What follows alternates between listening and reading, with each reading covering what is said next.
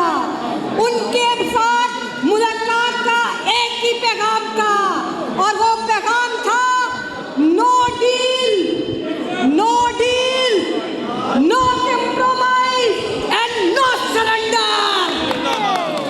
इमरान खान, इमरान खान, पहले इमरान खान साहब ना वो बागी ना गद्दार,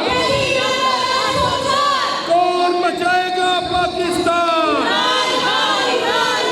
पहले इमरान खान साहब इस मुल्क के वजीर आजम थे, लेकिन 8 फरवरी को पूरी अवाम ने जस्टिस फाइज ईसा के फैसले को तारीख के कूड़ेदान में फेंकते हुए फैसला दिया कि इमरान खान इस मुल्क का वजीर आजम है। इन जर्नलों ने पाकिस्तान की तारीख से कोई सबक नहीं सीखा।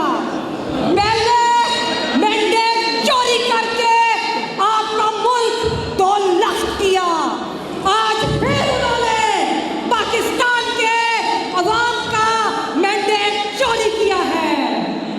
मैं इस वक्त जो मुल्क के अंदर इंसानी हकूक की सूरत हाल है, जो जस्टिस फाइज ईसा की कोर्ट है, मुझे उस पर बड़ा अफसोस है और मैं सलाम पेश करती हूँ इस्लामाबाद हाई कोर्ट के जजेस को, मैं सलाम पेश करती हूँ जस्टिस बाबर सतार को, मैं सलाम पेश करती हूँ जस्टिस अतर मिनल्ला को कि जो अवाम के हकूक के लिए खड़े हुए हैं। मैं ये तजवीज़ दूंगी कि ये क्या एक्सटेंशन लगा रखी है।